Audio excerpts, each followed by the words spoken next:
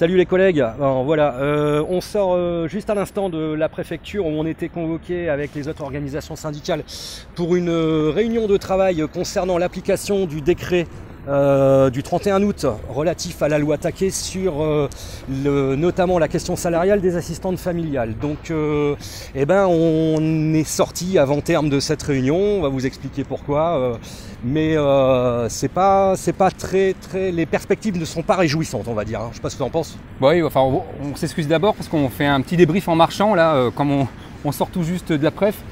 Il n'y a rien de réjouissant puisque de toute façon ils avaient la possibilité de mettre en place des négociations salariales depuis au moins l'annonce de la loi, c'est-à-dire depuis le mois de février. Et le département refuse de négocier quoi que ce soit en termes d'augmentation de salaire pour les assistantes familiales, alors que c'est l'opportunité rêvée pour le faire. Et nous, ce matin, on venait avec des propositions très concrètes, chiffrées, qu'on voulait soumettre à l'employeur, mais sa volonté, clairement, elle n'est pas la négociation à l'heure d'aujourd'hui. C'est plus, nous, ce qu'on craint, et ce qui risque de se passer, une application à minima du décret concernant le salaire des ASFAM. C'est-à-dire, en gros, le message qu'ils nous ont envoyé ce matin, c'est on devrait être content parce que les 600 collègues qui accueillent aujourd'hui un enfant vont avoir leur salaire augmenté de 26%. Elles vont passer au SMIC, quoi. Mais voilà, ce qu'ils disent en fait, c'est qu'on est en train de fabriquer des smicards. Et quand on parle de smicards, on parle de smicards sur l'équivalence d'un 35 heures semaine. Et on sait très bien que le métier d'ASFAM, c'est un peu plus que ça, quand même. C'est un petit peu plus que ça. Donc on devrait se satisfaire qu'il va y avoir une augmentation de 26% du salaire des ASFAM qui accueillent un enfant. Donc vous êtes 600 sur le département. Il y aura une légère augmentation de près de 15% pour les ASFAM qui accueillent un deuxième enfant. Mais concrètement, ça veut dire que la moitié des assistants familiaux du département, soit 1200 ASFAM, vont avoir soit une stagnation de leur salaire, soit une baisse.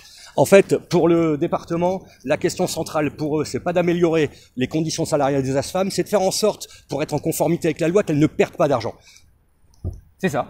Donc en fait, le département a l'intention, en gros, de se mettre en conformité. Donc on était content de l'apprendre. Hein. Oui, Monsieur Poiré, le président, a dit qu'il va appliquer la loi. Donc il veut pas être la loi, il veut pas être un bandit, mais pour autant, il va en profiter pour pouvoir faire rogner quelques marges et éviter qu'en fait son budget alloué à la masse salariale des assistants familiales, ne soit pas trop important. Donc il a l'intention encore de faire des économies sur le dos de la famille d'accueil. Sachant qu'on leur a quand même expliqué que là, il y a quand même une démarche assez schizophrène de la part du département.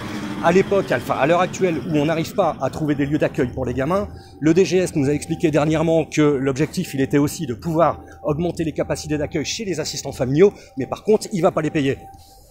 Voilà, donc on s'y attendait, malheureusement. On est face à une volonté du département de refus de négocier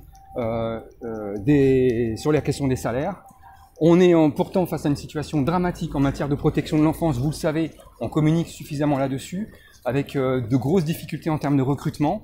On sait qu'ils ont à peine recruté 20 assistantes familiales depuis le mois de juin et depuis l'annonce de leur plan pour la protection de l'enfance. Donc ils sont à la roue. Et ils pensent pouvoir rendre attractif ce métier qui est ô combien difficile sans y mettre les moyens. Sans y mettre les moyens.